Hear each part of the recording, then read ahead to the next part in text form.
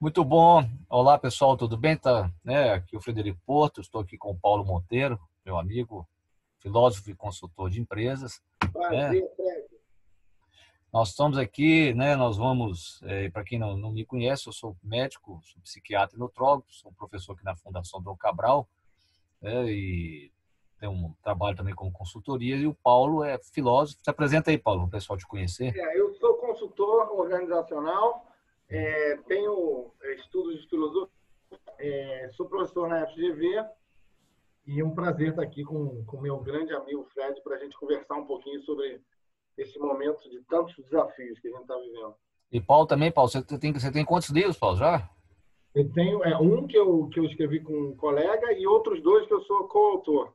Isso. Qual o nome deles, só para o pessoal saber? O que eu escrevi com o Vanderlei Passarella se chama Reinvenção da Empresa, Projeto Ômega, que a gente fala de reinventar a empresa a partir de alguns princípios filosóficos, de filosofia perene. E os outros dois são que os professores da FGV escreveram sobre recursos humanos. E o último se chama Diálogos, são 8 autores conversando sobre os desafios das organizações e do RH no século XXI. Então, esses três são os livros.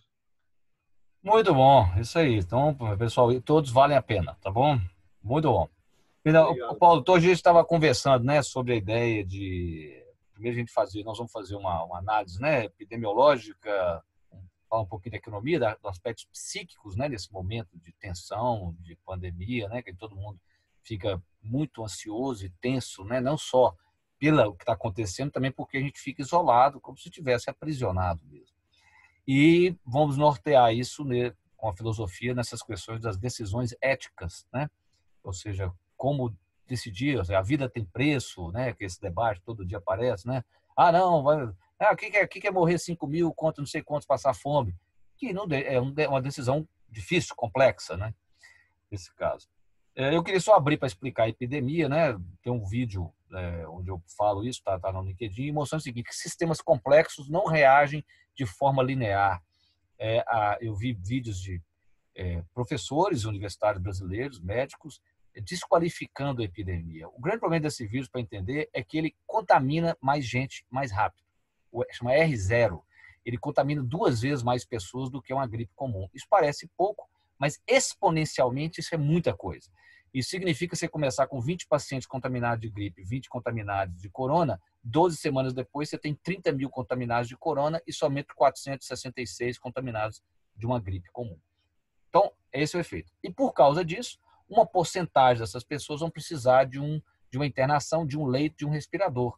Como é muita gente contaminada, mesmo que a pessoa não morra no hospital, ela ocupa o leito. O leito de quem? Está grávida, que precisa ter o parto. Os problemas continuam acontecendo, continua gente infartando, continua pessoas tendo acidente, precisando de ir para o hospital. Então, essa é que é a gravidade da situação. Então, quanto mais rápido nós conseguimos dar alta para essa pessoa grave, que é o papel da cloroquina, né, agora, como medicamento, porque ela encurta o tempo da pneumonia, que acaba matando a pessoa, e aí ela consegue, fica menos tempo internada, libera o leito. E, infelizmente, né, as pessoas mais vulneráveis são as pessoas idosas, né, porque por serem portadoras de doenças, de comorbidades, porque têm um sistema imunológico mais frágil, tanto é que parece que tem o registro de uma criança que morreu no mundo, que era uma criança subnutrida, que a criança, o sistema imunológico dela inato, né? Quem é mãe aqui, o pai vai lembrar, a criança pega qualquer vírus, ela tem uma febre altíssima.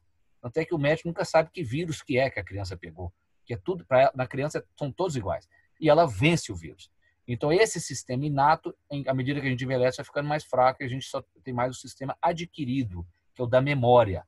Então, mas aí o vírus, quando você está velhinho, até a memória, até funcionar, fabricar anticorpo, o vírus já cresce e, né, ele toma conta do organismo.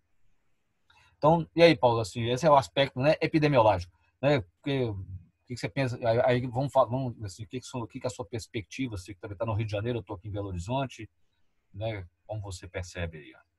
Eu acho que o que você traz, Fred, faz a gente ter uma dimensão do desafio, né? O vírus ele tem uma capacidade de se espalhar absurdamente grande. A gente tem todo o planeta contaminado hoje, isso nunca tinha acontecido na história da humanidade. E isso traz uma série de desafios complexos que a gente vai ter que agora mostrar ao que viemos, assim, ver, comprovar a nossa capacidade adaptativa coletiva. Porque é exatamente o que você falou, não é só a questão da pessoa que se infecta, é a questão, por exemplo, do sistema de saúde. Exatamente. Né? Então, como é que você olha para isso? A minha visão, assim, para ir esquentando, aquecendo aí os nossos músculos, inclusive filosóficos, é que você não pode ter uma visão simplista diante de um problema complexo. Não dá para fazer uma aritmética pura. Você tem que considerar tudo o que acontece, o sistema de saúde, o sistema econômico, né? A própria sociedade, como é que ela funciona em cada país. A cultura de cada país, não é isso? A cultura, né? Nós somos uma sociedade que a gente toca, abraça, né? Beija, né? Isso tem uma influência nesse caso, né? Exatamente. Eu ontem tive um insight assim, Paulo, não sei se você concorda comigo. Talvez é melhor nesse momento a gente estar errado pelas razões certas do que certo pelas razões erradas. O que eu quero dizer com isso? Diante de um sistema complexo, você tem que ter alguns comportamentos, né? É um comportamento seguinte, é melhor eu ser precavido, né? Porque eu não sei o que vai acontecer, ninguém sabe mesmo, não. Você falou, ninguém sabe como o sistema complexo reage, né? Você não pode subestimar, ainda mais diante de um exponencial, né? Então, é melhor que depois, mas não precisava de tanto, não precisava de isolar. É melhor que, né, a gente chegue à conclusão depois, a posteriori, do que a gente errar, ou seja, eu quero dizer o seguinte, eu considero os motivos corretos, é um sistema complexo, e eu penso dessa forma e ajo dessa forma, e depois pode até ser demonstrado que seria mais simples, do que eu desqualificar e pagar um preço muito alto. Perfeito. E a gente está vendo nesse episódio coisas interessantes que estão acontecendo no mundo. Por exemplo, apesar da globalização, que eu boto entre aspas, porque ela não trouxe o que o Fukuyama tinha dito quando ele falou o fim da história, né? Quando ele falou que acabou, quando o Muro de Berlim foi destruído, acabou a história, porque todo o mundo vai ser neoliberal e vai ser como se fosse os Estados Unidos. Mentira. Apesar da globalização, os países ainda estão fechados nas suas decisões e formas de atuar. Se você analisa que primeiro aconteceu na China, o estrago na Europa foi muito grande porque eles não viram o problema chegando. Isso mesmo. Eles não viram. E vários demoraram, né? O último foi a Inglaterra, como ela demorou a reagir. Então, meu ponto os problemas sistêmicos e complexos universais como esse que a gente está vivendo só vão ser bem enfrentados se eles são enfrentados com uma mentalidade contemporânea que tem que ser coletiva, que tem que ser além das fronteiras. Isso. Entendeu, Fred? Então, eu acho que o coronavírus trouxe para a gente uma radiografia do que nós somos como mundo hoje. É isso mesmo, porque é o seguinte, o que você falou, não adianta a Coreia ter resolvido, a Alemanha ter resolvido, que bom, agora eles vão viver dentro das fronteiras deles. Não. Então, ou seja, não adianta um resolver, né? Vai ter que ser resolvido no mundo inteiro. Na verdade, na minha opinião, pela primeira vez, os líderes mundiais têm um motivo para conversar, né? E olha que paradoxo, se você concordar comigo. Não é por uma coisa noosférica, né? Eu digo assim, mesmo o clima, que é a biosfera, eu sei, mas o clima é um conceito abstrato, né? O aquecimento global.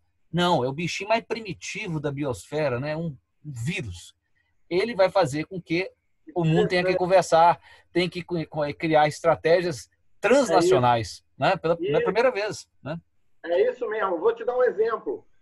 O G20 se reuniu, eu vi isso agora de manhã. O G20 se reuniu para injetar não sei quantos trilhões nas economias do país.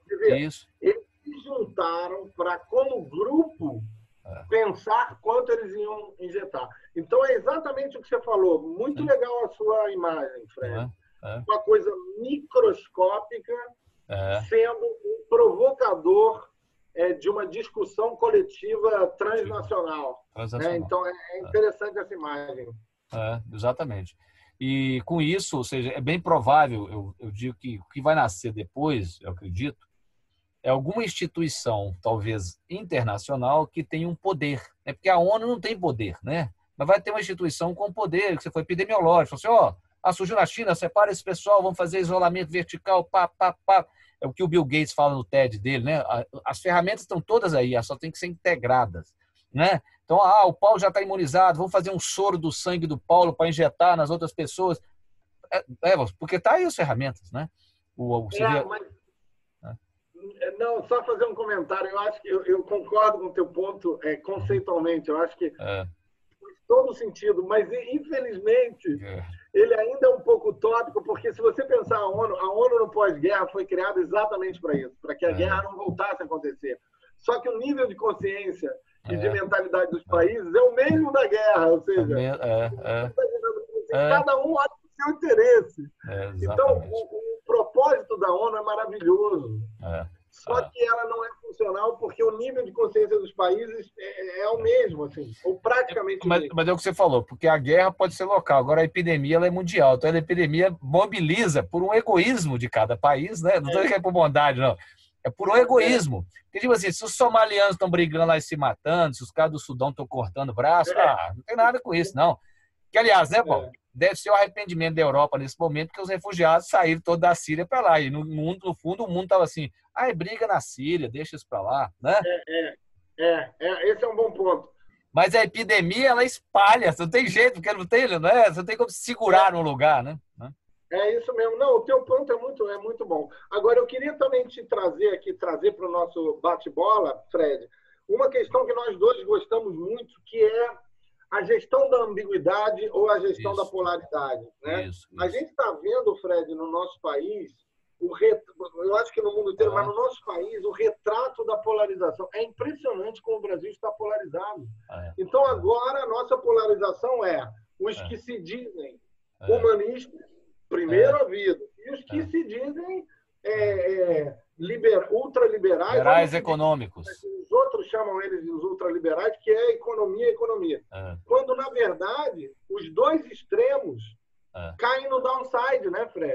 Como já está acontecendo. Exatamente. Não é o fato de você... Exatamente o que você falou. Nós comentávamos, né?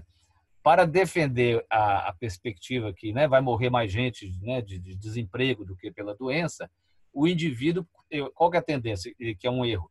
Ele tende a desqualificar a epidemia. Não é isso mesmo? Ele fala, não, é uma gripezinha. Ou o dono da madeira falou, vai morrer 7.000 pessoas. Ou o Justo quis comparar quantas pessoas morrem por fome no Brasil e quantos vírus vai matar. Eu falei assim, a fome não é exponencial, né? Se morre 15, vai morrer 30, depois 60, depois 120. Então, não cabe essa... Né? Mas é verdade, você falou muito bem. Ou seja, o cuidado, né, de como que a gente vai administrar essa polaridade. Não é isso? Ou seja, o indivíduo que está usando a perspectiva econômica, ele tem que ter uma visão humanista, ele não pode... Né, isso não é uma mera conta de matemática. Né? Isso, exatamente. Nós não estamos falando de ser humano versus indicadores econômicos. Ou seja, isso seria isolar os extremos e considerar as polaridades contraditórias. Uma não elimina a outra. Uma não exclui, não são excludentes. Não é o ou, é o e. A imagem do tal, do yin, do yang, funciona para cá. Exatamente. Você só tem uma economia sustentável se ela é humanista. Exatamente. E você só tem humanismo se o humanismo é sustentável, se as pessoas sobrevivem economicamente. Exatamente. Então, as polaridades, elas se alimentam. Exatamente. E não, elas têm vetores que um vai em direção ao outro.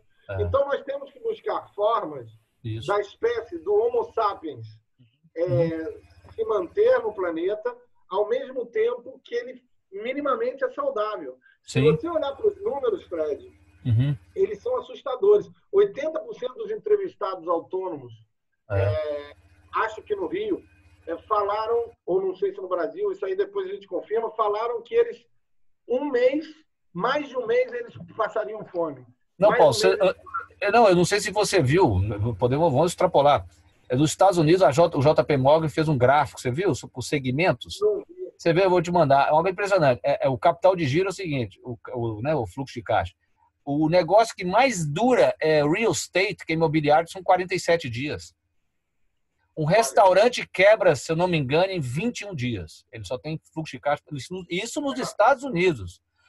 Você imagina. Você imagina imagina, Fred, o Brasil estava antes da crise com 13 milhões de desempregados. Você imagina o que vai acontecer em termos da nossa economia, né? Se a gente tem um isolamento de, não sei, 2 meses.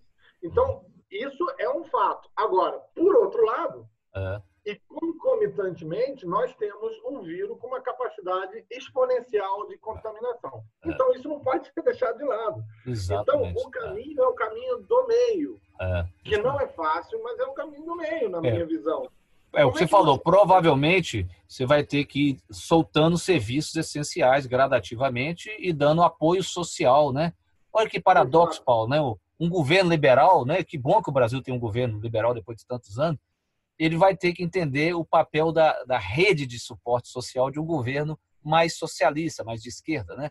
Mostrando que é outra polaridade, direita e esquerda, né? O Estado intervém ou não intervém. Isso é eterno, né? Por isso que em todo país sério do mundo, você tem os dois, trabalhistas e conservadores na Inglaterra, republicanos e democratas nos Estados Unidos. Não é isso, né? Mas você até trouxe o que eu ia falar, que eu achei legal quando você falou agora no final. Porque essa é outra polarização que não é justa. A polarização do extremo, né? A extrema-direita e a extrema... E a gente está vivendo isso no Brasil ainda. Os bolsominions contra os petralhas. Eu estou vendo as pessoas se degladiando. Exato. Agora é um a favor do confinamento e outro a favor da economia. Mas, então, assim, o Estado, ao meu ver, não vou entrar aqui no mérito de falar de ciências políticas, mas, ao meu ver, ele tem que ser um pouco das duas. O Estado completamente mínimo não dá conta dos desafios sociais. Ainda mais num país como o nosso, né? Ou seja, né? Exatamente. E, por outro lado, um Estado totalitário, paternalista, também não dá conta. Não, já tivemos a prova disso. A gente não precisa de testar de novo, né? O Estado que banca, o Estado que estimula, né? Com empréstimo, grandes empresas. Não é isso. Você tem que criar o que você falou. A luz do liberalismo é onde você cria um ambiente para que as pessoas, com o mínimo de burocracia possível, possam lutar pela sua subsistência. Né? É isso aí. Mas é verdade? Mas, o que você falou, mas tem que ter uma rede de proteção, porque esse mesmo indivíduo, você vê, olha que paradoxo, os Estados Unidos, o fato dele não ter um serviço público integrado, que integrasse as federações, impediu a reação mais rápida também, além do Trump ter negado no início. Por quê? Porque nos Estados Unidos não é igual aqui que você disponibiliza o kit no SUS. Lá não tem o SUS. O Trump estava discutindo o preço do kit, que nos Estados Unidos custa $2.000. Mas, se a pessoa for pagar, né? Porque lá é assim, se você for pagar é $2.000. Se o seu convênio pagar, para você custa 5. Só que uma porcentagem da população americana não tem convênio. E o serviço público não é, né, a história do Obama quer, o Obama tentou criar e tal.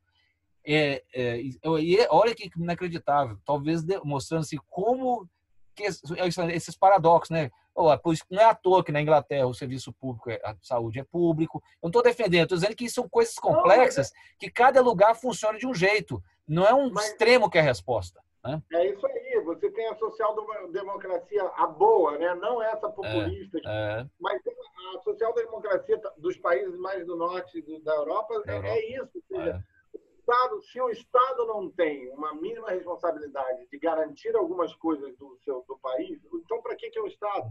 O Estado tributa, e no nosso país ele tributa muito, para ele poder devolver alguns serviços. Então, nesse momento, a gente está vendo que o nosso Estado está fragilizado, porque ele não está tendo capacidade de resolver um problema que ele tem que assumir a responsabilidade junto com a população. Exatamente. Mas ele tem uma parte da responsabilidade. Então, ele começou falando de R$200, aí todo mundo falou, não alcança, agora vamos dar o voucher de 600. Mas o ponto não é só esse, ele vai ter que pensar em desonerar, ele vai ter que pensar em melhorar as condições do crédito, ele vai ter que pensar, né, de perdoar a conta de luz e de água para uma faixa da população, com certeza. Não é? Com certeza.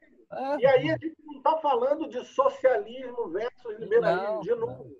Isso aí é uma visão pobre dos nossos problemas.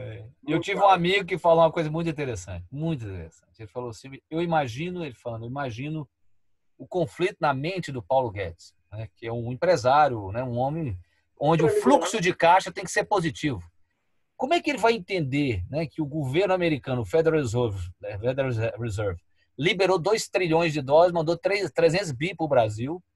Ou seja, como é que ele vai resolver, vai se endividar mais para resolver um problema que já é de endividamento?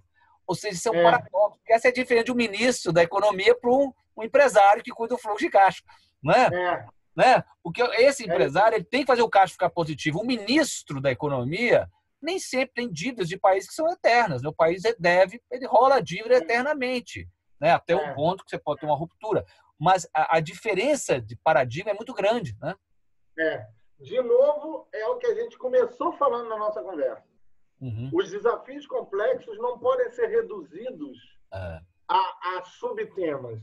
Sim. Isso aqui não é um tema só de macroeconomia. Isso aqui é um tema social, psicológico, econômico. Né? Então, ou a gente começa a pensar de uma forma mais ampla, ou nós não daremos conta dos nossos desafios. A gente conversava, né, Fred, ontem, inclusive, eu dizer que por exemplo, os problemas psicológicos de um confinamento de 2 meses. Paulo, é nítido. Você faz, por exemplo, o que você falou, o cara pressionado economicamente, a empresa dele, né, as contas vencendo, o governo não dá, né, o que você falou, vai adiar o pagamento dos impostos, né? Mostraram isso no estado de Goiás, o cara filmou a Secretaria de Fiscalização funcionando, o resto tudo parado. Né? Aí o cara fica desesperado. Ele fala assim, meu amigo, eu vou abrir de qualquer jeito. Então há uma reação, né? A analogia que eu faço, imagina você acuado por 2 leões. Você está lá 3 dias. Um dia você perde a paciência e parte para cima daqueles bichos para matá-los, né?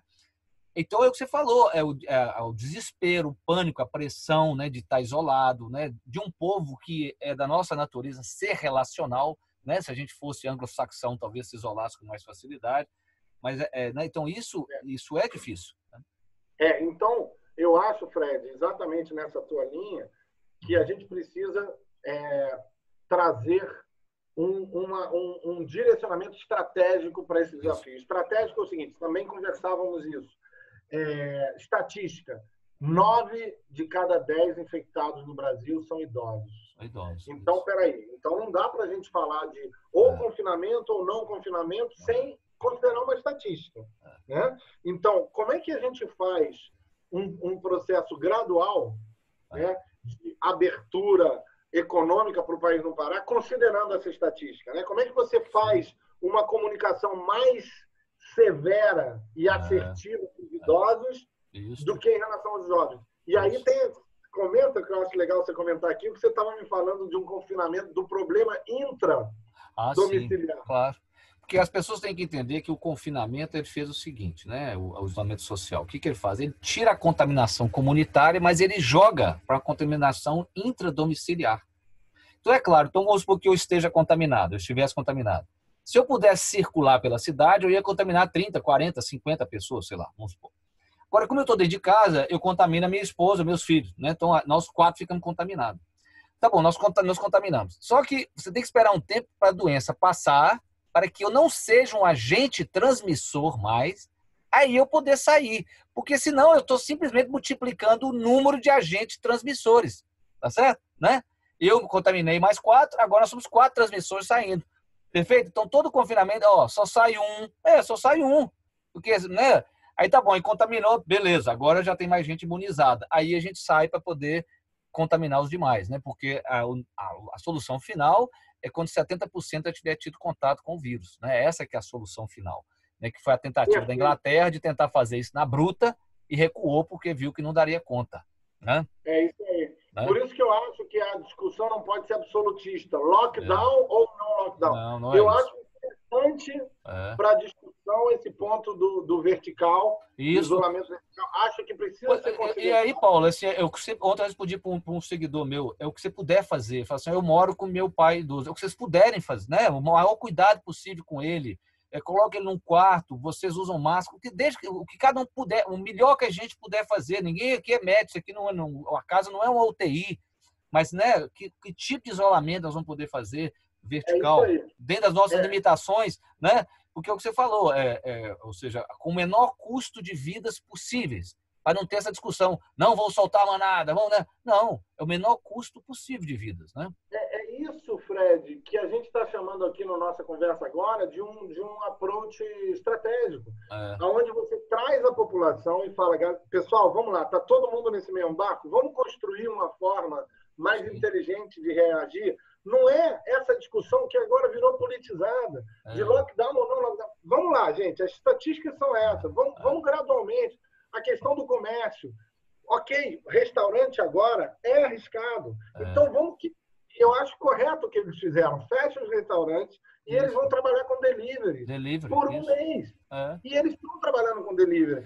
E a pessoa me pergunta assim, mas doutor, e se o cozinheiro? Eu falo, é melhor um contaminando do que 50 dentro de um restaurante, um contaminando o outro. É diminuir o impacto. Ninguém está dizendo que nós vamos impedir o vírus de contaminar, muito pelo contrário, ele tem que nos contaminar gradativamente para a gente ir se imunizando. Né? É isso aí. É isso aí. E a boa notícia, né, Paulo, é que ele é um vírus não mutável, muta pouco, parece, isso é boa notícia, porque a gripe espanhola, a gripe espanhola teve 3 ondas no mundo.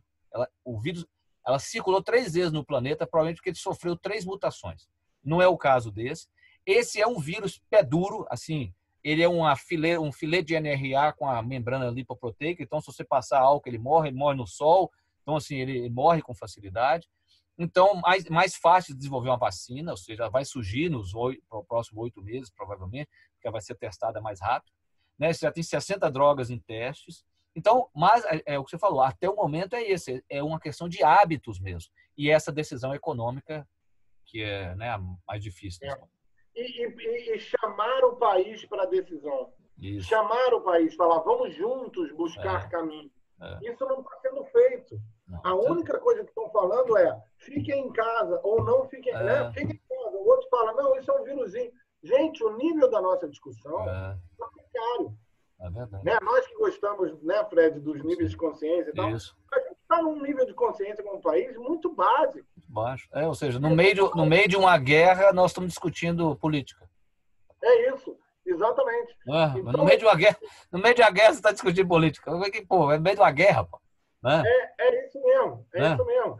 E quando nós estamos dizendo, estou falando de todos os lados, né? Estou fazendo uma crítica à mídia, né? Eu vejo a mídia faz uma pergunta a um especialista médico, ela faz uma pergunta política. Eu vejo, entendeu? Ela tá, né? Ou seja, a política no Brasil, que você está nos argumentando, ela se tornou uma coisa tão inserida que ela contaminou discussões epidemiológicas, né? Tudo, ela contaminou tudo. É isso aí, Fred, perfeito. Eu só vou fazer um adendo assim, não a política aristotélica, o downside da política, né? Isso mesmo. A gente está vivendo uma subpolítica, a gente não está vivendo a política, o zoon politikon, o animal político que o Aristóteles falava. Agora, só um ponto que eu queria também trazer, Fred, sobre isso que a gente está falando, de trazer o país para a solução, a gente considerar que quando a gente está numa crise, a gente está no melhor momento, se é que a gente pode falar isso, de inovações disruptivas. Exatamente. Eu estava lendo um artigo, olha que interessante, Fred, você que também gosta de dados históricos, a peste negra em 1300, graças à humanidade ter vivido a peste negra, o sistema feudal foi deixado de lado para sistemas mais modernos econômicos.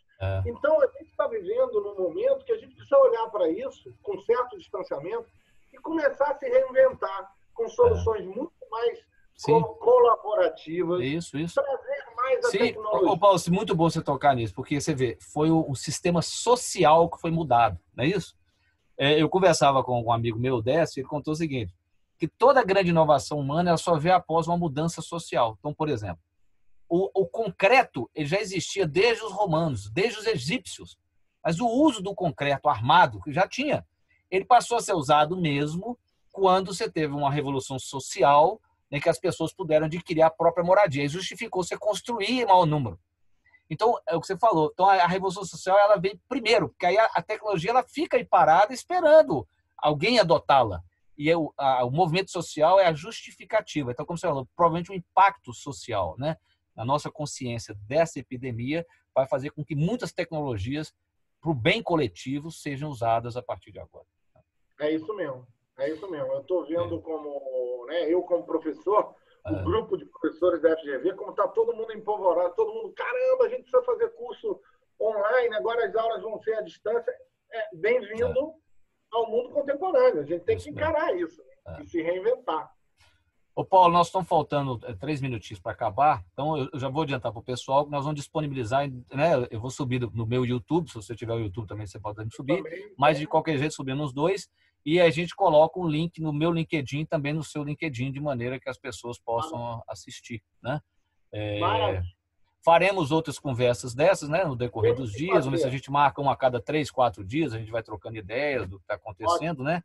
E especialmente eu acho que a gente pode adentrar nessa questão das decisões, as difíceis decisões daqui para frente, né? Que os líderes vão ter que tomar. Bom, né? Bom ponto. Tá bom? E eu acho que então a gente tem. Ontem eu conversava com uma amiga, ele falou de uma outra luz, uma outra esperança, que existe um programa já validado dentro do Ministério da Saúde, que é um programa de melhoria da gestão dos hospitais públicos, que é um trabalho do Círio, do Einstein. O Círio Einstein, eles têm um desconto no imposto, em troca eles prestam serviços de conhecimento para o Ministério da Saúde.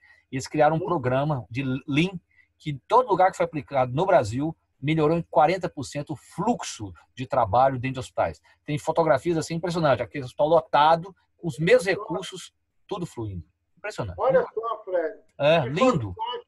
Fantástico exemplo esse que você deu. Porque o que nós falamos, hein, no que nós falamos, o Brasil é o terceiro país com maior quantidade de leito de UTI per capita. Então, isso bem administrado, né? Nós só perdemos para os Estados Unidos e a Alemanha. Né? A Alemanha ela tem 3 ou 4 mais leitos per capita do que a gente.